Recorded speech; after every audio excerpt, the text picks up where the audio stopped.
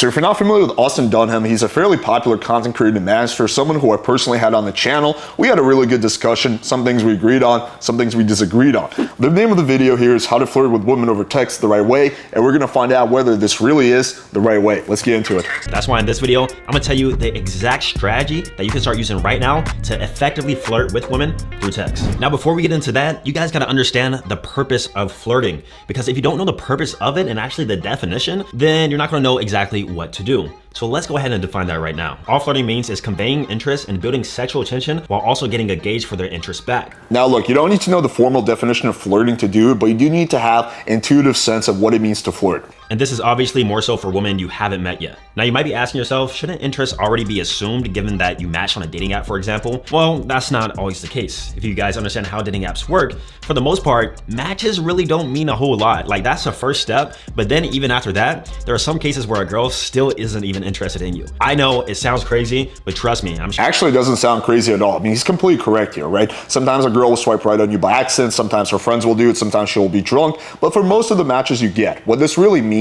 is that you pass the girl's looks and types threshold, she finds you acceptable, right? Your foot is in the door, and now she's willing to learn more about you. And your texting is what's gonna take you from one of the hundreds of guys that she matched with to one of the guys that she's actually gonna meet up with, which is gonna be a few. You guys have probably experienced it too. You match with a woman, maybe you speak with her for a little bit, she unmatches you, or maybe she stops responding and you never end up meeting her in the first place. So now you understand the definition of flirting. However, what do most guys do over text that is completely wrong? Let's talk about it. What you don't wanna do is over-validate her beauty to show interest. This is one of the most common average things that most guys do in order to flirt with a woman to show they're interested, is to consistently over-validate her beauty specifically. Nothing else about her, just how she looks. Look at any sort of Instagram model's comments and you'll see exactly what I'm talking about. Yeah, this is a common normie mistake, and as a side note, a lot of PUAs will go almost in the opposite direction. They'll try and neck the girl too much, but there's a correct way to compliment a girl, okay? When people say, oh, never compliment a girl, they're wrong. The way to compliment a girl is not based on things she was born with, like beauty, but based on things she had to work on. Style, fashion, her fitness, something along the lines of that, right? They will appreciate that a lot more because, again, something they had to develop instead of something that they were given. Maybe you've probably done this in the past too. You match with a really attractive woman and she already knows that she looks good, but you just decide to remind her like an idiot. Hey, gorgeous, how you doing? Stupid. Never validate a woman based on her beauty alone. Now look, I never say never. I mean, sometimes I will send texts like, hey cutie, how's it going, right? But yeah, it's always should be done in moderation, right? Like once in a blue moon is okay, but if you're overdoing it, yeah, that's a definitely don't lead with it. Number two, a lot of guys are just way too expressive through their texts, through punctuations and emojis. Listen, I get it. You want to show how interested you are by using all these emojis, punctuations, and you don't want to come off boring through text because that could show a lack of interest. However, what I've realized is that it can actually lower attraction if you're way too expressive through emojis and punctuation. That's because it comes off feminine. Now, I completely agree here. Yeah, you should not use a lot of emojis, a lot of exclamation marks. When I have a client who sucks at texting, I give them a chance and say, hey, do 1 month of no emojis, no punctuation marks, no nothing. Just write out the actual words. And like, oh my God, how will I do it? And a month later, the texting is typically better because they didn't, over feminize their texting. Now, the only time I will use emojis, like a smiley face or winky face, is when I'm making a pretty vulgar joke and I want her to understand that I'm kidding. Because, when I'm talking to a girl in real life and I make a really kind of like joke where I'm like teasing her and making fun of her, she can tell by my tonality and body language that I'm kidding. Over text, she doesn't have that luxury, right? So the emoji will basically be like, hey, by the way, I'm just fucking with you type of thing. But other than that, I really don't use emojis or exclamation marks or anything like that. Get it, right? Now, we can't use emojis, we can't use punctuation. You can, there's just a better way to do it, and we'll get to that soon. And lastly, never use sexual innuendos too soon or first. A sexual innuendo is something that basically states in an indirect way of how you want to have sex with her or how you're going to have sex with her. Or, as you guys know, I am a huge fan of sexual innuendos. How she's sexually attractive in some aspect, but you're not necessarily being direct. That's what an innuendo is. So I recommend that you never ever just start with that first or kind of even put it in any sort of texting strategy. That's because a lot of women get turned off by it. Even if they want to have sex with you, you still cannot do it, right? Once again, I don't make the rules, I just report them. It's just the way it is. Whenever women start changing and women start being more direct themselves, then maybe in the future we can start using more sexual innuendos, but until then, I would try to avoid it. Now, if she starts doing it Okay, so here we're definitely going to disagree. I'm a huge fan of sexual innuendos. They work really well. They're a great way to start to sexualize the conversation without coming off as creepy. Now, what he's saying is like, hey, if the girl gives you sexual innuendo first, you can kind of match her energy. No, I think as a guy, you should lead. Now, of course, you want to start off with a very mild sexual innuendo, right? And kind of if she responds positively, then you kind of ratchet it up a bit. But yeah, I think there's nothing wrong with throwing out sexual innuendos. Maybe not in the first message, right? Unless you have a very sexual profile. But you know, as the conversation gets going, I will always throw out sexual innuendos, and it works quite well. First, then you can match her energy a little bit, but you still want to leave some mystery there. All right, Austin, we know the definition. We now know what not to do. What are the actual flirting techniques? Now, one of my most favorite strategies that I do is basically confirming to her that she's the type of girl you'll be into. And here's how you can implement this. So for example, you will ask her an open-ended question. Are you a coffee type of girl or a smoothie type of girl in the morning? And then she'll say, oh, I actually prefer coffee, blah, blah, blah, blah. And then you say, I love a girl who can appreciate a nice latte. Okay, I actually do the same exact thing. Completely agree. I do this all the time. Like, I might tell a girl, like, can I be honest? That's my opener. She'll be like, oh, what's up? Be like, you seem just like my type. And she'll be like, what is your type? And I'll base it around of what she is. So if I can tell, for example, she has a lot of tattoos, she's got a big ass, I'd be like, a cute girl with a nice booty and a lot of sexy tattoos or something like that. Versus if she's more of a slim girl who's athletic, doesn't have any tattoos, an athletic girl who likes to work out and take care of herself, right? So I will always do this, and I will sometimes go even further and basically either reward or punish certain answers. So if a girl gives me an answer that's very adventurous and fun, I'll be like, oh wow, my kind of girl. But if she gives me an answer that's really boring, like what do you like to do for fun? Oh, I don't know, we're just staying all day. I'd be like, oh, sounds exciting. I basically punish it by being kind of sarcastic and being low interest. That's a clear, subtle, and indirect way to showcase interest without over-validating her beauty, without just being obviously interested in her. You're just affirming to her that, hey, I like that, or you're the type of girl that I would like. Another one, and this is one of my favorite ones, this is how I actually met my first girlfriend back in 2015. And in hindsight, I didn't even realize that I was doing this flirting technique, and that is the lookalike statement. So you start off by saying,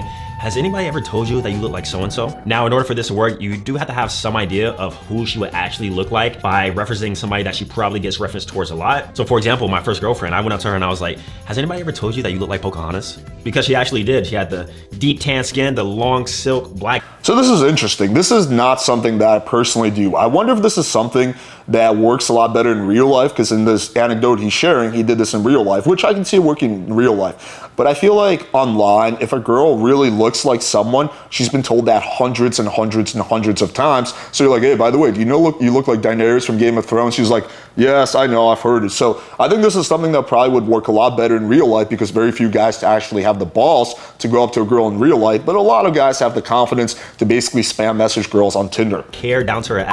She literally looked like Pocahontas. So here's what you do next. Hopefully she says, yes, I've been told that a lot. As a weird little side note, my first girlfriend ever also looked like Pocahontas. Or yeah, I've heard that sometimes. And then that's when you say, I've always had a slight crush on her growing up, or she's always been my favorite, or I've always been into her for some weird reason. It's funny how we're meeting right now. Basically, again, you're reaffirming to her that she's the type of girl you would be into by comparing her to your celebrity crush. And this stuff doesn't have to be true. You don't have Yeah, I think for real life, good. For Tinder, probably not something I would do.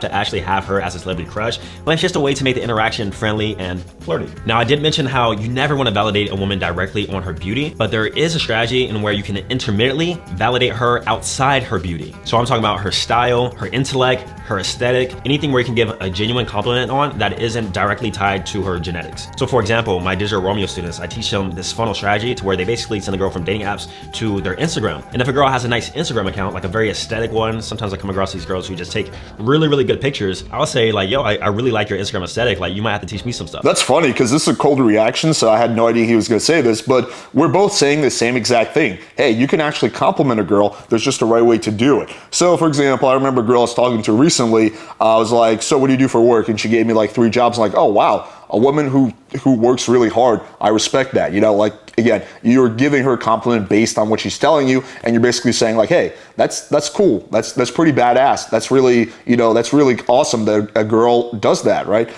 Basically just giving them a compliment on something that they work towards and actually put in effort that's not their looks. So with this one, you'll have to be a little bit creative, but you can probably find ways to implement the validation strategy here or there. Once again, you never want to lead with it as like a first message, but within the interaction leading up to setting up the date, you can use one of those. Now, remember the definition of flirting from the beginning of the video? I said is to showcase interest while also building sexual tension. The first two strategies we talked about was more so to showcase interest. However, this next strategy is to more so build sexual tension, and that is to use emojis effectively and in the right way. Now, I know I said not to use emojis a lot, but it's only certain types of emojis you don't want to use a lot. For example, smiling, laughing one, LOLs, exclamation points every other sentence. Like, you don't want to be too expressive. You strategically want to use the flirting emojis that are purposely put there in order to flirt. And my number one top flirting emoji that actually gets results is the smirk face. Use the smirk. Yeah, that's probably my favorite one too, although I would still use it very seldomly. Like when I make a flirty statement or a sexual statement, I typically don't add, the smirk face to it because the statement is powerful enough to be standalone. Face here and there to make the sentence a lot more flirty and to also build a sexual tension. I pretty much have a rule for myself. Before I set up the date, or maybe if I'm speaking with her on a dating app, I'll use the smirk emoji. I do feel like the message should be basically standalone. Like it should be obvious that you're flirting with a girl and that you're creating sexual tension without the emoji. But again, like slightly different. Like I say again, I personally use emojis to soften text that could come off as offensive, because the girl doesn't understand that I'm being sarcastic. At least one time to showcase that interest and to also make what I'm saying just have a lot more sexual tension behind it. Now, I'm not sure how this works for Android users. Hopefully you guys are using iPhone. That's a whole nother video in itself. But the point is, you want to implement the smirk emoji whenever you see fit. And then also, there's another thing you can do. If you want to use a wink face, don't use the emoji wink face. You want to use the old school wink face, man. It tends to... I actually agree with him on this too. I've been thinking about that, but yes, that I don't think it's a huge difference, but I do prefer to use the old school wink face over the emoji wink face. Hit different. Women tend to actually appreciate it more, and they actually will think you're more mature whenever you do use it. It doesn't come off creepy as long as you use it in the right context. Implement that in your texting, and you'll take flirting to a whole new level. Now, the next strategy, I'm really spilling the sauce, guys, and that is to use voice notes. Voice notes is an amazing thing, and I didn't discover this probably until about a year and a half ago, but the amount of sexual attention it can build and what it actually does in regards to building comfort before the date is set is absolutely amazing. And at first I was... Yes, I love voice notes, but not for everyone. Only if you have a good voice. And the way you would tell that is basically, do girls tell you, oh, you have a sexy voice? If no girl has ever told that to you, you have a high-pitched voice, or you sound very nervous when you send a voice memo, then you're probably better off texting. But if you have a sexy voice, right, again, a somewhat deeper voice, or just you can convey emotion with your voice, like something that I'm personally able to do, right, because I've been studying game for over a decade, then yes, voice memos can be a huge asset. Completely agree. Using it more as a comfort building technique, but then over time I realized this is a great tool to flirt and build sexual tension too, but it all really depends on how you do it. So before you send a voice note, you want to make sure that you've been texting her for just a little bit, maybe like 5 messages or so, 6 messages, but then you want to do it randomly. So let's say you're in the middle of a conversation, whatever your reply was through text, you just want to send it in a voice version, 5 to 15 seconds long, but also you want to make sure that you put your suave, cool, smooth voice on too. You don't just want to, my day was good, or I went here, went there. Nah, listen guys, you gotta go a little bit deeper in your voice. You gotta talk slower. You gotta have that smooth, suave sort of voice on, man. You guys know exactly what I'm talking about. You know how you first wake up in the morning, your voice is a little bit deeper too? That's how you gotta approach voice notes. And don't send them a whole bunch, guys. I'm not saying like just voice note. You just wanna do it randomly. So like max 2 I do agree with him there. You don't wanna go overboard in the voice memos, but sometimes I'll do 5, 6 voice memos in a row. Like I'll reply, I'll send a voice memo, she'll send me a voice memo back. We'll just go back and forth, and I find that allows you to basically cut through a lot of BS. And like typically after like 5 voice memos back and forth, we'll have a date set up, right? So, I think it's a good way to cut through the BS. 3 before you set up the date, and just do it like at random times. Then also a good sign is if she compliments your voice or how you're speaking, and then definitely if she sends a voice note back. If you have any of those things happen, then chances are you approach it. I would say though, don't overthink it if she doesn't send you a voice note back. She just might be subconscious about her voice. She might be at a place where she can't really talk, work, or out with friends. So don't get paranoid if she doesn't send your voice note back. It doesn't mean that your voice memo was bad in any way. It comes down to a lot to the girl's level of confidence and what she's doing at that moment. The right way. Now I know in this video we talked a lot about flirting and some techniques and strategies behind it, but at the end of the day, what's better than flirting is to actually just lead and set up the date. You cannot implement any of these strategies whatsoever, and if you just go to setting up the date as soon as possible and just, you know, speak with her a little bit, that's still better than flirting a whole bunch and not leading and setting up the date. So just always remember to be pushing the threshold forward and to actually set up the date and not really focus so much on a lot of flirting strategies and techniques. You want to implement this stuff in your tool set as a means to like raise her interest just a little bit or to get her excited to go out on a date with you, but you don't want to rely on this stuff and just kind of postpone setting the date. Setting the date will always be more important. And let's not forget, this information is useless if you don't know how to navigate dating apps correctly. That's why in this video, no, he's correct about the ending here, okay? Like, yeah, if you have two options, number one is your guy who's super direct and you're like, hey, let's grab a drink this weekend. Or the other one is where you're super flirty, right? But you just fucking BS forever. I would definitely recommend you be guy number one. But I think the right magic, the best combination of effectiveness is somewhere in the middle, right? Where you do flirt with a girl, you do build sexual tension, you are kind of laid back, but at the same time, you're also pushing for the date and trying to make it happen as soon as possible. That's really what's gonna get you the best outcome. All right, so in conclusion, what do I think about Austin Dunham's texting advice? Well, I think it's pretty solid. I largely agreed with him on most things, and the few things we disagreed on, I don't think were super substantial. I will say that this is more of an introductory, intermediate texting advice video. There's nothing here that's super advanced, but again, that's totally fine because 90% of the people will be okay with the fundamentals. I will give him credit because he's way ahead of every other red pillar I've reviewed. Like for some reason, people like Hamza have the worst texting advice ever, and Austin Dunham is definitely pretty solid. If you want to find out how good your text game is, then take our free texting quiz. Link in description. Thank you for watching. Until next time.